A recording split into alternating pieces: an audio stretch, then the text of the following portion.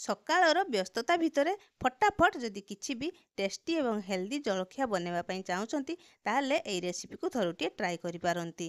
ଏହି ରେସିପି ସହ ଏକ ଚଟପଟା ଚଟନି ବି ବହୁତ ସହଜରେ ଆପଣମାନେ ବନେଇ ନେଇପାରିବେ। ପିଲାଙ୍କ ଟିଫିନ୍ ବକ୍ସରେ ହେଉ କିମ୍ବା ଯେତେବେଳେ ବି ଆପଣମାନେ ଏହି ଜଳଖିଆକୁ ବନେଇବା ପାଇଁ ଚାହିଁବେ ବହୁତ ସହଜରେ ବନେଇ ପାରିବେ। ସମସ୍ତେ ବହୁତ ହି ପସନ୍ଦ କରିବେ। ନମସ୍କାର, ଆରତି କିଚେନ୍ ଭିଲେଜକୁ ଆପଣମାନଙ୍କୁ ବହୁତ ବହୁତ ସ୍ୱାଗତ। ଏବେ ରେସିପି ଷ୍ଟାର୍ଟ କରିବା। ଏଇଠି ମୁଁ ନେଇଛି ଗୋଟାଏ ପାତ୍ର। ଏଇ ପାତ୍ରରେ ଏଇ ଗିନାରେ ଗୋଟାଏ ଗିନା ନେଇଛି ଉଷୁନା ଚାଉଳ। ଚାଉଳକୁ ଭଲ ଭାବରେ ଆମେ ପରିଷ୍କାର କରି 4 ରୁ 5 ଥର ଧୋଇ ନେବା। ଏଇଠି ଚାଉଳ ମୁଁ ଭଲ ଭାବରେ ପରିଷ୍କାର କରି ଧୋଇ ନେଇଛି। ଏଇଥିରେ ଆଉ ଏକ୍ସଟ୍ରା ପାଣି ଦେଇଦେବା। ଆକୁ ଢାଙ୍କୁଣି ଦେଇ ଆମେ 6 ରୁ 7 ଘଣ୍ଟା ଆମେ ଆକୁ ଛାଡ଼ିଦେବା ବତୁରିବା ପାଇଁ। ରାତି ସାରା ବି ଆକୁ ଆପଣ ରଖି ନେଇପାରିବେ, ଭଲ ଭାବରେ ଚାଉଳ ବତୁରିଯିବ। ଏବେ ତାରି ଭିତରେ ଆମେ ଗୋଟାଏ ଚଟପଟା ଚଟନି ପ୍ରସ୍ତୁତ କରି ନେବା। ଚଟପଟା ଚଟନି ବନେଇ ନେବା ପାଇଁ ମୁଁ ଏଇଠି ନେଇଛି ଗୋଟାଏ ପାତ୍ର। ଏ ପାତ୍ରରେ ଆମେ ଦେଇଦେବା 2 ଚାମଚ ବୁଟ ଡାଲି। ବୁଟ ଡାଲିକୁ ଭଲ ଭାବରେ ଆମେ ଧୋଇକି ପରିଷ୍କାର କରି ନେବା। ଏଇଠି ବୁଟ ଡାଲିକୁ ମୁଁ ଭଲ ଭାବରେ ଧୋଇକି ପରିଷ୍କାର କରି ନେଇଛି। ଏବେ ଗ୍ୟାସରେ ମୁଁ ଗୋଟେ କଡ଼େଇ ବସାଇ ଦେଇଛି। କଡ଼େଇ ଗରମ ହୋଇଗଲା ପରେ ଏଇଥିରେ 2 ଚାମଚ ରିଫାଇନ୍ ତେଲ ଦେଇଦେବା। ଆଉ ଏଇ ବୁଟ ଡାଲିକୁ ଆମେ ଏଇ କଡ଼େଇରେ ଦେଇଦେବା। ଭଲ ଭାବରେ ବୁଟ ଡାଲିକୁ ଆମେ ଟିକେ ଲାଲ ଲାଲ କରିକି ଭାଜି ନେବା। ଏଇଠି ବୁଟ ଡାଲି ଆମର ବହୁତ ବଢ଼ିଆ ସେ ଭାଜି ହେଇଗଲାଣି। ଏବେ ଏଇ ବୁଟ ଡାଲିକୁ ଆମେ ବାହାର କରିନେବା ଗୋଟାଏ ଗିନାକୁ। ବୁଟ ଡାଲି ମୁଁ ସବୁତକକୁ ଏ ଗିନାକୁ ବାହାର କରି ନେଇଛି। ଏଇଥିରେ ନା ଆମେ ଅଳ୍ପ ଟିକେ ଖାଲି ପାଣି ଦେଇଦେବା, 2 ରୁ 3 ଚାମଚ ମାପର। ଏବେ ଆକୁ ଆମେ ଢାଙ୍କୁଣି ଦେଇ 10 ମିନିଟ୍ ପାଇଁ ଛାଡ଼ିଦେବା, ଯାହାଫଳରେ କି ବୁଟ ଡାଲି ଅଳ୍ପ ଟିକେ ଖାଲି ବତୁରିଯିବ। ଏବେ ସେଇ ସେମ୍ ତେଲରେ ମୁଁ ଦେଇଦେଇଛି ଗୋଟାଏ ଶୁଖିଲା ଲଙ୍କା, 1 ଚାମଚ ଗୋଟା ଜିରା ଏବଂ 1 ଚାମଚ କଳା ସୋରିଷ। ଭଲ ଭାବରେ ଭାଜି ହେଇଗଲା ପରେ ଏଇଥିରେ ମୁଁ 2 ଚାମଚ ଦେଇଦେଇଛି ବାଦାମ ଏବଂ ଗୋଟାଏ କଞ୍ଚା ଲଙ୍କାକୁ ନା ଏମିତି ଟିକେ ଭାଙ୍ଗିକି ଦେଇଦେଇଛି। ଅଳ୍ପ ଟିକେ ଭୃସଙ୍ଗା ପତ୍ର ଆଉ ଗୋଟାଏ ଇଞ୍ଚ ଅଦା ଦେଇଦେଇଛି। ଭଲ ଭାବରେ ଏଇ ସବୁ ଜିନିଷକୁ ଆମେ ଭାଜି ନେବା। ଏଇଠି ଭଲ ଭାବରେ ଏସବୁକୁ ଭାଜି ନେଇଛି। ଯେଉଁ ଗିନାରେ ଆମେ ବୁଟ ଡାଲି ବାହାର କରିକି ରଖିଥିଲେ ନା, ସେଇ ଗିନାକୁ ଆମେ ଏସବୁକୁ ବି ନା ବାହାର କରିନେବା। ଏଇଠି ସବୁତକକୁ ମୁଁ ବାହାର କରି ନେଇଛି। ଏବେ ଆକୁ ଟିକେ ଥଣ୍ଡା ହେବା ପାଇଁ ଛାଡ଼ିଦେବା। ଆମେ ଯେଉଁ ଚାଉଳକୁ ବତୁରେଇ ନେଇଥିଲେ ରାତି ସାରା, ଚାଉଳ ବି ଆମର ଭଲ ଭାବରେ ବତୁରି ଯାଇଛି। ଏବେ ଚାଉଳରୁ ଭଲ ଭାବରେ ମୁଁ ପାଣିକୁ ଛାଣି ନେଇଛି। ଗୋଟାଏ ମିକ୍ସି ଜାର୍ ନେଇଛି। এই ମିକ୍ସି ଜାର୍ରେ ଆମେ ସବୁତକ ଚାଉଳକୁ ଦେଇଦେବା। এইଠି ମୁଁ ସବୁତକ ଚାଉଳକୁ ମିକ୍ସି ଜାର୍ରେ ଦେଇଦେଇଛି। ଏଇଥିରେ ଆମେ ପାଣି ଦେଇଦେବା।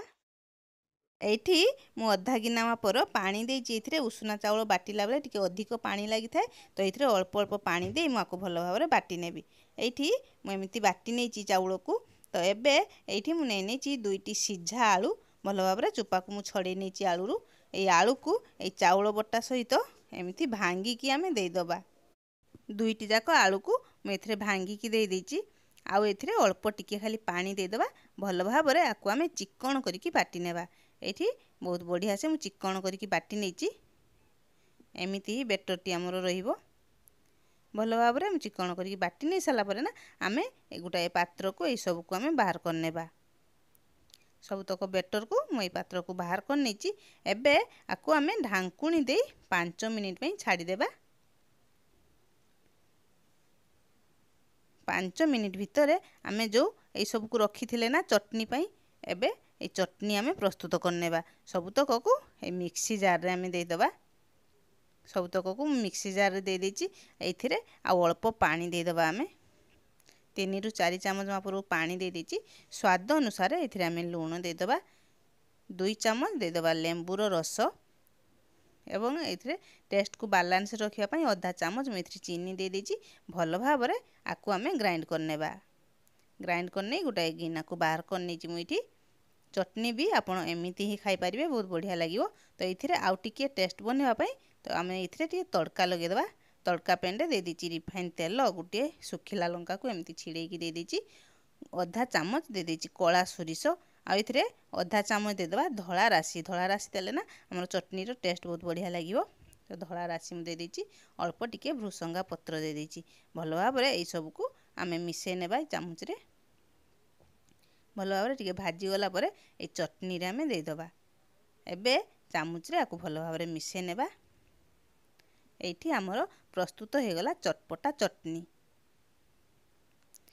एबे आकु आमे साइड रे रखि देबा जिबा नेक्स्ट स्टेप को ठी आमे जो बैटर प्रस्तुत करिकी रखी थिले ना बैटर हमर बहुत बढ़िया से टिके ये सुखिला सुखिला हे जाईची ये भल भाव रे टिके फुली जाईची बैटर टी एबे आमे इठी किछि वेजिटेबल्स ऐड करिवा म इठी नेची किछि बंधा कोबी गाजर एवं टमाटो को एमती छोटो छोटो काटी नेची एथिरे दे दबा आपण आपनको पसंद अनुसार वेजिटेबल एथिरे ऐड करि परिबे दे दबा गोटा चामच गोटा जीरा किछि कटा हितवा छोटो छोटो कंचा लंका ग्रेट करिकी रखिथिबा अदा म इठी 2 चामच दे देची स्वाद अनुसार लूण आ कलर पई अल्प टिके खाली हळदी गुंड देची अल्प एथिरे आमे पानी दे दबा भल भाव रे ए सब को ना आमे मिसई नेबा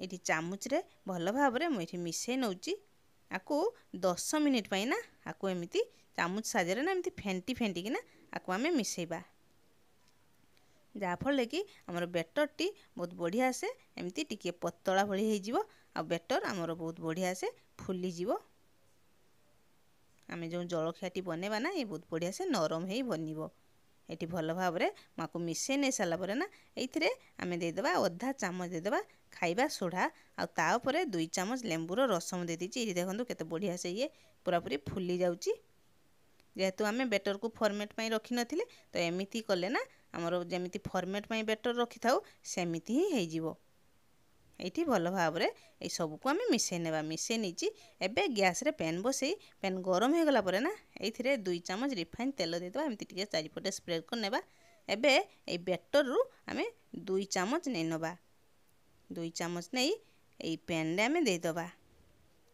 एमिति टिके मोटा की एमिति बनेबा एमिति टिके स्प्रेड कर नेबा एबे गुटाए मिनिट परे आकु ढांकुणी दे आमे आकु गुटाए मिनिट पई छाड़ दबा गैस रो फ्लेम को मीडियम रे रखिबा आदो भी हाई करिवेनी एबे गुटाए मिनिट परे बहुत बढ़िया से गुटाए पाख हे जाईची एबे आकु उलटाई नेबा आकु पुणी गुटाए मिनिट पई कवर करिकी छाड़ दबा एठी हमर केते बढ़िया से गुटाए जलखिया हमर प्रस्तुत हे गला देखंतु केते सुंदर कलर भी हेची जलखिया रो हमर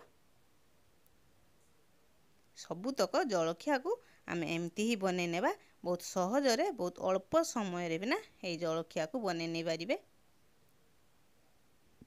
एबे मु आपन मानन को आ गुटाए बने की देखौची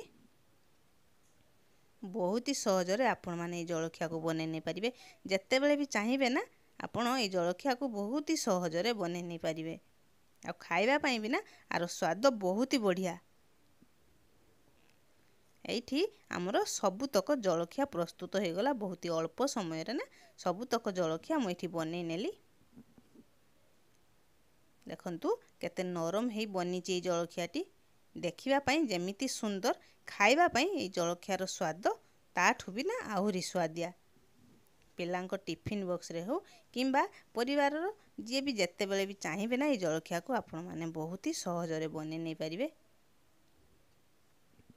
एमती मु गोटाए प्लेट को एमती सर्व करची एवं एथिरे आमे अल्प टिके चटनी दे दबा